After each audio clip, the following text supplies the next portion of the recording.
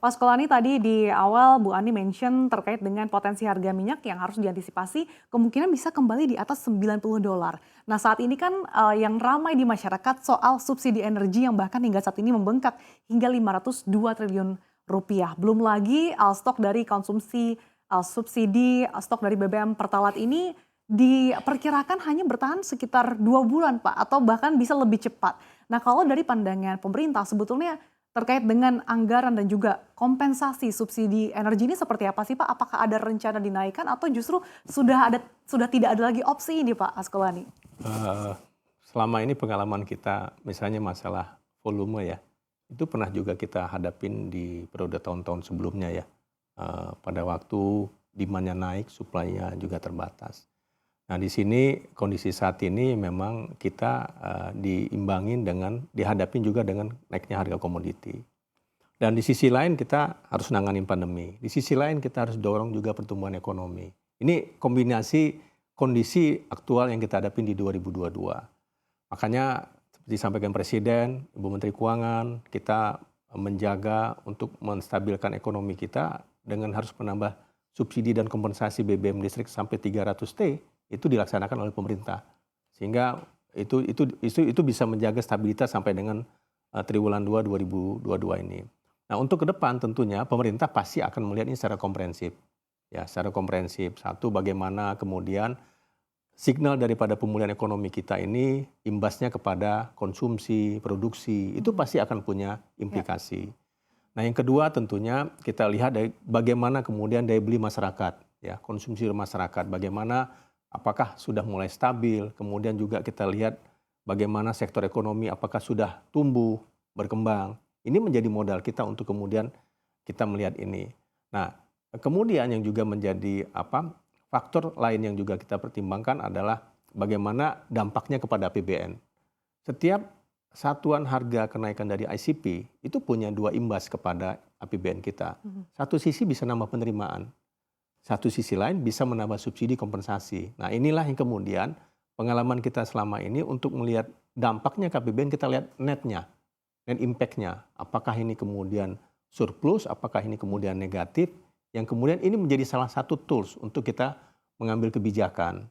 Nah jadi tentunya pandangan kami pemerintah pasti akan memonitor dan melihat ini secara komprehensif. Kalaupun sampai ada kebijakan yang akan diambil, tentunya adalah kebijakan yang terbaik lah dilihat untuk semua, untuk nasional kita dan untuk masyarakat kita. Mungkin itu dapat kami sampaikan Mbak Sasa. Oke baik, saya akan ke Bu Ani. Bu Ani, pandangan Anda terkait dengan postur era APBN 2023 seperti apa? Apalagi tadi Anda katakan masih ada tantangan inflasi, kemudian juga volatilitas harga energi ini masih akan terjadi ke depannya. Yang sehingga akan berdampak juga pada subsidi energi yang diproyeksikan ini juga masih bisa akan membengkak. Lalu apa saja sih Bu bantalan-bantalan atau tools-tools yang harus dilakukan oleh pemerintah terkait dengan upaya memitigasi hal ini? Baik, jadi kalau saya lihat posturnya Mbak Sasa, tadi saya sudah sampaikan, kelihatannya pemerintah sudah memasukkan skenario dampak dari situasi global di 2023 sudah masuk, kemudian harga minyak juga sudah ditaruh lebih tinggi kan, kalau 2022 kan di angka 63, sekarang di angka 90. Walaupun tadi saya katakan potensi harga minyak di atas itu bisa saja terjadi. Kenapa? Karena inflasi Amerika kan juga sudah mulai turun. It means kalau Amerika bergerak lagi berarti ada demand dunia yang naik, jadi harga minyak bisa naik lagi. Nah, potensinya pasti menghit postur terutama di dalam subsidi APBN begitu. Apalagi nanti kalau tadi saya catat ke Pak Asko, ke pemerintah untuk lifting minyak dan gas untuk coba dilihat karena biasanya dia resikonya turun ke bawah dari apa yang ditaruh di dokumen APBN. Jadi bayangan saya adalah kita bagaimana ini meresponnya. Tadi Pak Asko sudah sampaikan kalau terpaksa misalnya pilihan subsidi itu kemudian menjadi opsi harus dilihat kembali oleh pemerintah. Implikasinya adalah karena demand-nya BBM itu kalau dalam ekonomi kita katakan inelastis. Apa sih inelastis?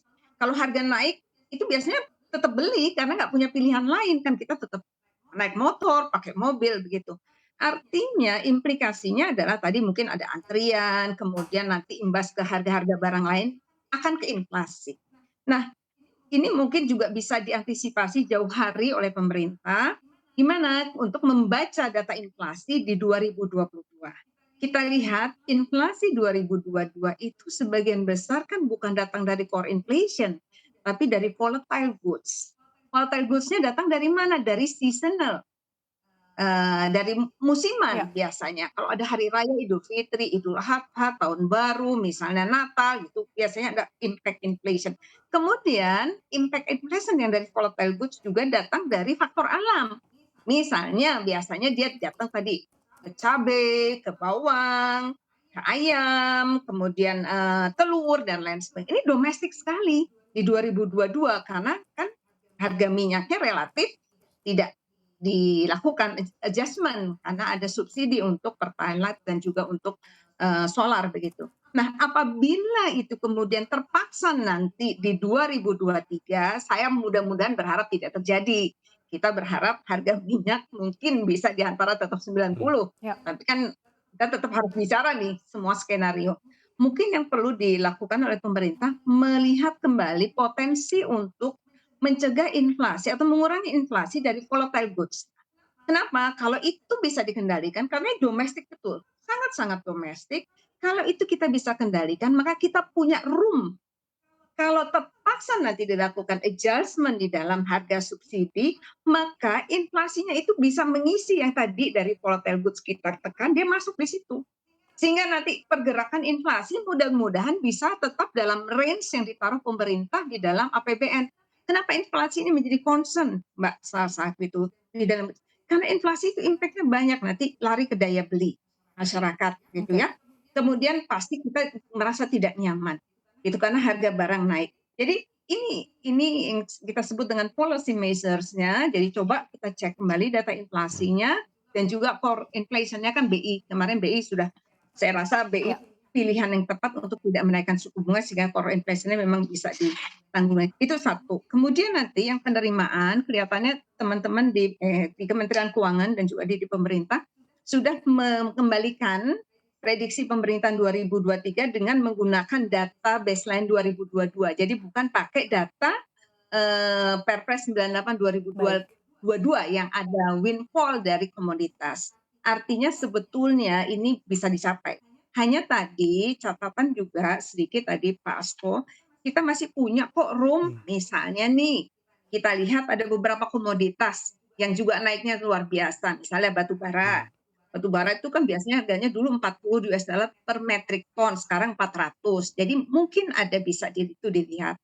Bukan dari nilai jual yang naik, tetapi dari besaran tarif pajaknya mungkin masih bisa di adjust gitu. Itu satu dari sisi policy measures bantalan nih. Jadi kita masih bisa jaga penerimaannya. Kemudian eh, catatan berikutnya adalah penerimaan dari, kalau CPO saya mungkin masih agak perlu lakukan review cermat lah, karena CPO itu nanti linknya ke pendapatan petani. Harus hati-hati betul Oke. kalau kita bicara mengenai potensi revenue pajak dari CPO. Tapi tadi dari batu bara bisa, dari kemudian dari ini juga mereview kembali pertumbuhan dari kendaraan, karena kita juga Oke. lihat pertumbuhan dari motor itu relatif besar dan itu konsumsi terbesar BBM sekarang ada di motor sebetulnya. Itu Mbak Salsa. Jadi beberapa bantalan yang mungkin bisa dieksersis oleh pemerintah. Baik. Oke. Tanggapan Anda Pak Askolani terkait dengan postur RAPBN kita dan juga terkait optimisme terkait dengan penerimaan negara di tahun depan? Satu, tentunya kita untuk menghitung postur APBN 2023 melihat dari basis ekonomi global, itu satu. Itu yang kemudian menjadi basis kita untuk menyusun indikator ekonomi makro yang menjadi pedoman kita menghitung besaran APBN baik dari sisi pendapatan, belanja dan pembiayaan.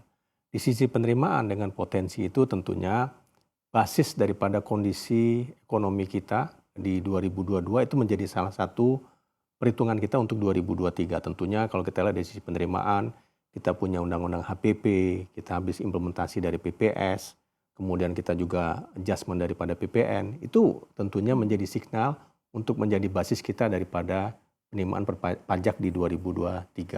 Kemudian dari kepabeanan kita antisipasi khususnya dari bea keluar itu kita melihat bagaimana potensi harga CPO yang harusnya kita hitung yang selama ini menjadi salah satu penguat kita di 2022. Dan kemudian dari PNBP juga punya dampak itu harga komoditi. Nah ini semua kita hitung, tetapi kemudian pemerintah juga melihat ada potensi-potensi yang Bu Ani tadi sampaikan untuk bisa kita optimalkan. Itu yang terjadi di 2022. Yang alhamdulillah kalau kita lihat kinerja daripada penerimaan itu meningkat jauh lebih tajam dari yang kita rencanakan awal di APBN.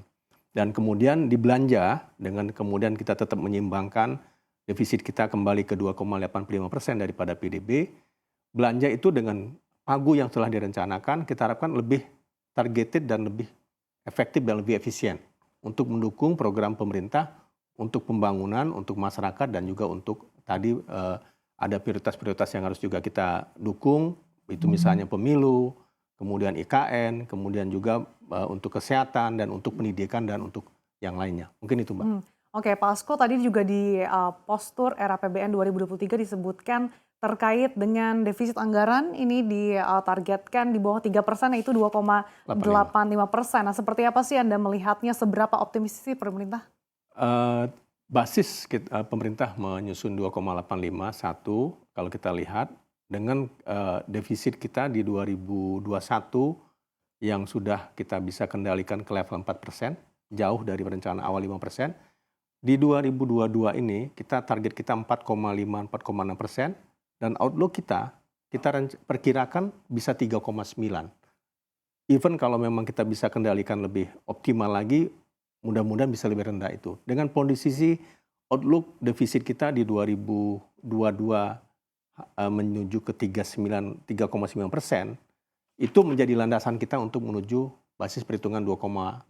Tentunya tadi saya sampaikan, baik dari sisi penerimaan di 2022 menjadi bahan kita untuk hitung 2023. Dari sisi belanja, mana yang akan kita lanjutkan, mana yang kemudian kita bisa adjust, itu menjadi basis kita untuk penguat di 2023, tapi tetap kita harus tadi dorong yang untuk prioritas juga yang harus kita laksanakan.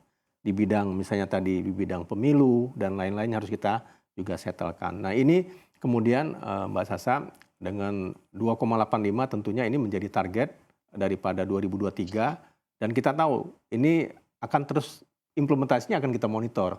Sama dengan 2022 ini ya, yang awalnya bisa 4,5 target kita, tapi alhamdulillah dengan monitoring kita yang sangat konsisten, kita bisa insya Allah bisa turunkan ke di bawah 4%.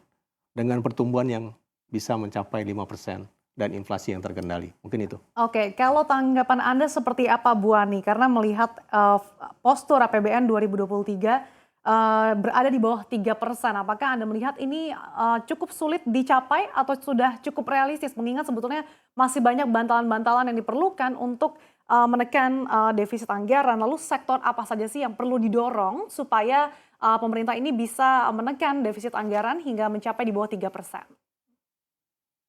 Pertama, saya senang sebetulnya ya ketika defisit anggarannya makin kecil, makin turun begitu. Sekarang di posisi 2,85. Mengapa? Karena kemudian biaya untuk pembiayaannya menjadi tidak terlalu berat untuk pemerintah. Nanti ini juga punya dampak kepada tingkat bunga surat utang negara yang dijadikan basis di dalam asumsi RAPBN 2023.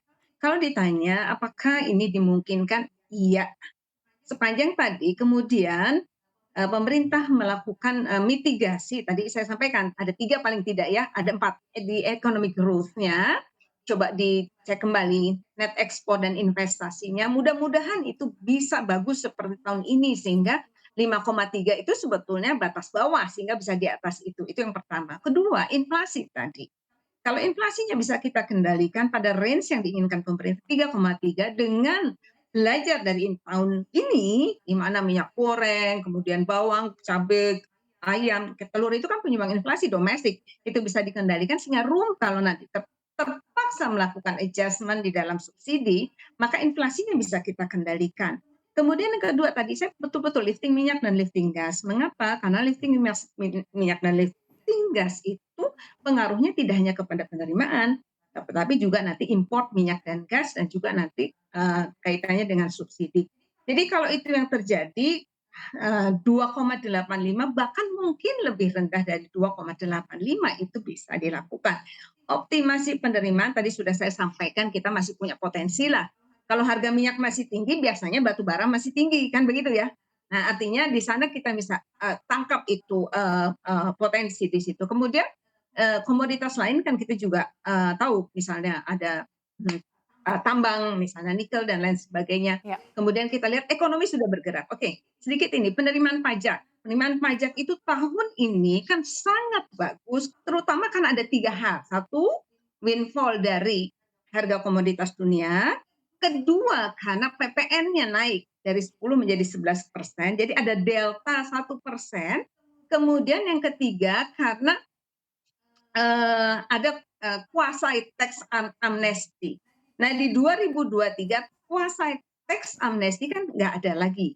Kemudian 11% PPN sudah ada di sana. Jadi di 2023 harapan kita karena ekonominya tumbuh di 2022 dengan baik, maka sektor produksinya bergerak sehingga penerimaan PPN tadi yang 11% bisa kita capai dari targetnya.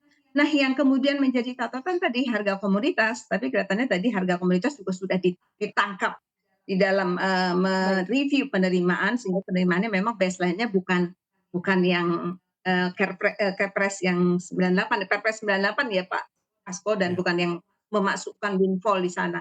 Jadi dengan policy-policy measure seperti itu kelihatannya harusnya ya saya menangkap defisit even di 2023 ada pemilu begitu ya.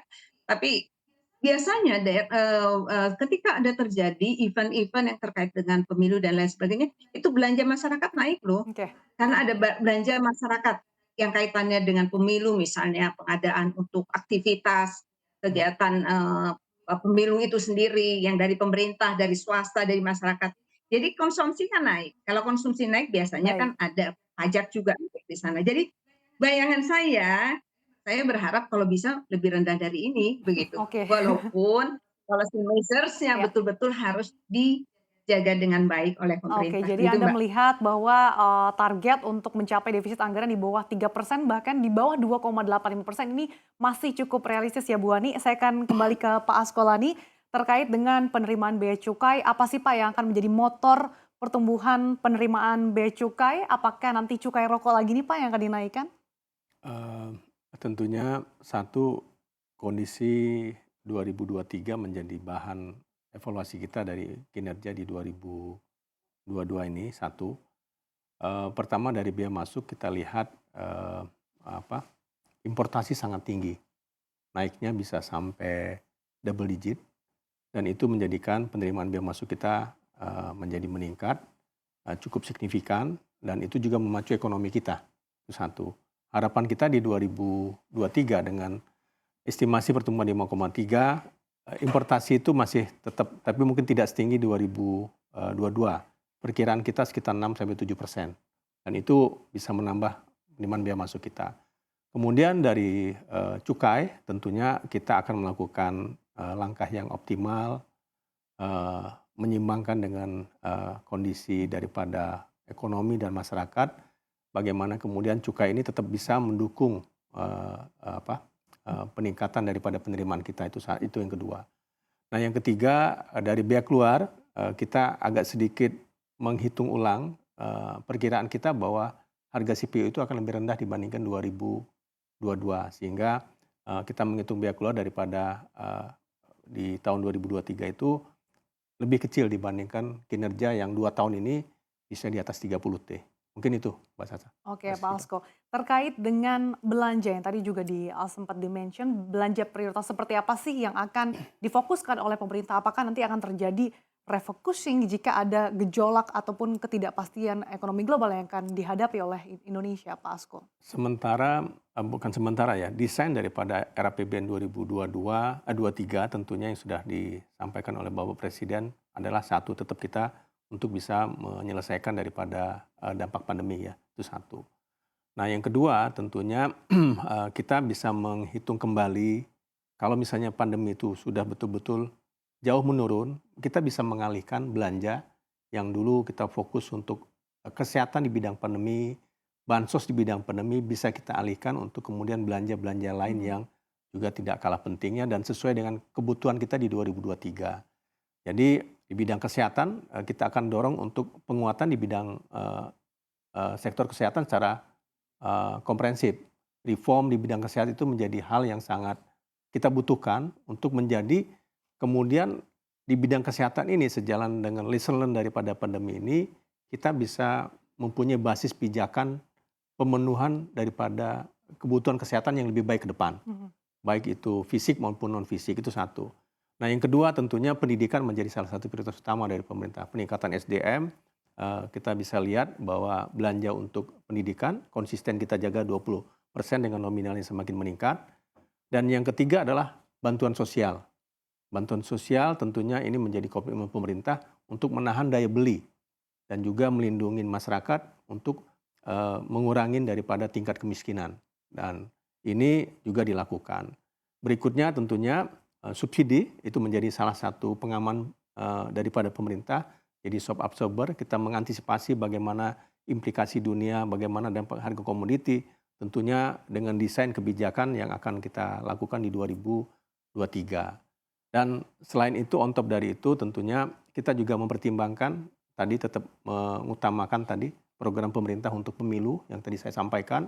Kita tahu pemilu itu multi years, bisa 2022, 2023 dan 2024 untuk kemudian kita penuhin sesuai dengan kebutuhan untuk penyelenggaraan pemilu.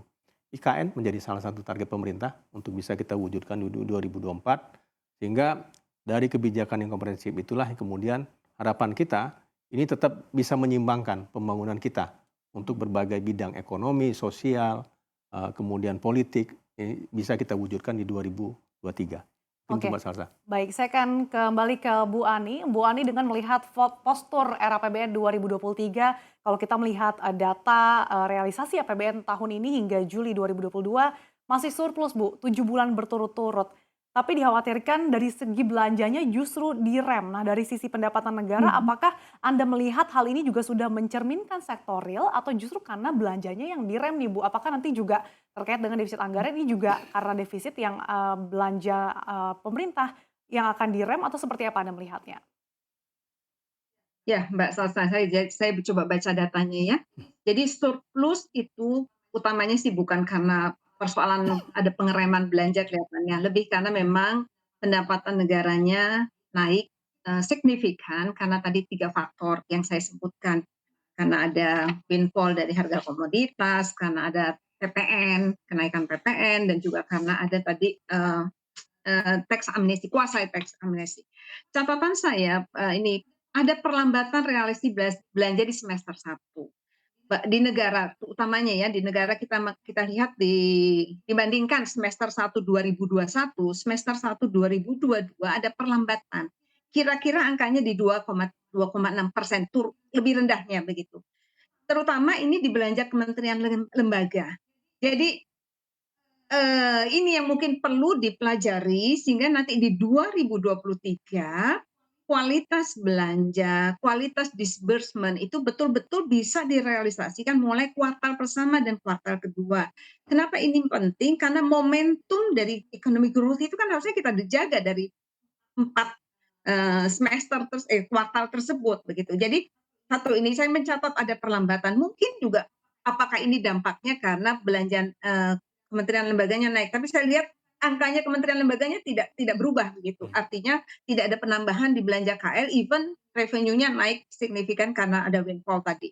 Jadi ada perlambatan belanja negara, perlambatan belanja di kementerian lembaga, dan kemudian tadi akan ada penumpukan belanja di kuartal ketiga dan kuartal keempat, it means semester kedua. Nah ini mungkin yang perlu diperbaiki karena ini sayang kita udah misalnya pembiayaan sudah kita tarik di depan front loading, kemudian belanjanya baru di semester 3, semester 4, kan argonya kan sudah jalan gitu. Jadi ini yang pertama. Yang kedua, komposisi belanja modal dan belanja barangnya mungkin perlu ditajamkan kembali karena ini problem lama sebetulnya, problem dari dulu begitu ya. Nah, belanja modal dan belanja barang kenapa? Karena belanja modal ini nanti kan menjadi aset negara. Yang kemudian aset negara ini kan selalu kita bandingkan dengan kewajiban kita membayar utang, bunga dan lain sebagainya. Misalnya gitu-gitu. Kemudian dijadikan underlying untuk penerbitan surat berharga negara. Jadi mungkin ini yang perlu di belanja negara ini kualitas, kemudian kecepatan disbursement. Dan kedua, saya lihat data dana desa nih, yang unik data dana desa semester 1 2021, semester 1 2022. Ini semester 1 2022 terjadi percepatan penyaluran.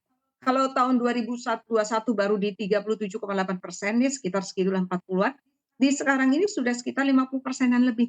Nah, ini pertanyaannya adalah, dorongannya adalah bagaimana dana desa. Dana desa itu kan sebetulnya desainnya untuk mendorong desa bergerak.